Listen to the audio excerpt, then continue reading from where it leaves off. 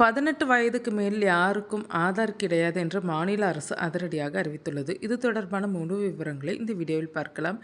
இந்தியாவில் ஆதார் கார்டு ஒரு முக்கிய ஆவணமாகும். வங்கி கணக்கு தொடங்குவதிலிருந்து மொபைல் சிம் கார்டு வாங்குவது வரை எல்லாத்துக்கும் ஆதார் தேவை.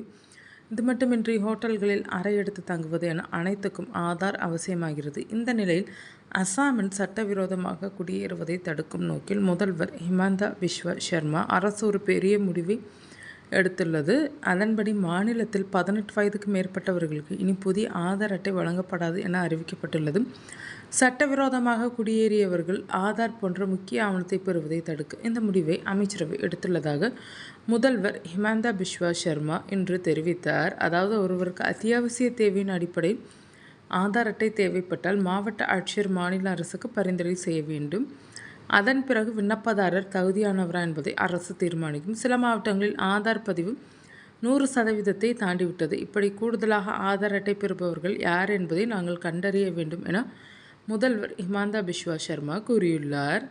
சட்டவிரோதமாக வங்கதேசத்திலிருந்து யாரும் அசாமிற்குள் வந்து ஆதார் அட்டை பெற்றுவிடக்கூடாது என்பதை உறுதி செய்வதற்காகவே இந்த நடவடிக்கை எடுக்கப்பட்டுள்ளது என முதல்வர் தெரிவித்துள்ளார். தேயிலை தோட்ட சமூகத்தினர், பழங்குடியினர், பட்டியல் சாதியினர் மற்றும் மாற்றுத்திறனாளிகளுக்கு ஆதார் அட்டை தொடர்ந்து வழங்கப்படும். ஆனால் ஏப்ரல் 1, 2027க்கு பிறகு இந்த சமூகத்தினருக்கும் 18 வயதுக்கு மேல் ஆதார் வழங்கப்படாது. 18 வயதுக்குட்பட்ட குழந்தைகளுக்கு வழக்கம் போல் ஆதார் அட்டை தொடர்ந்து வழங்கப்படும். கடந்த ஆண்டே பெரியவர்களுக்கு ஆதார் வழங்குவதில் கடுமையான விதிகளை கொண்டு வர அசாம் அரசு திட்டமிட்டு வருவதாக ஹிமந்தா பிஸ்வா சர்மா கூறியிருந்தார் என்பது குறிப்பிடத்தக்கது.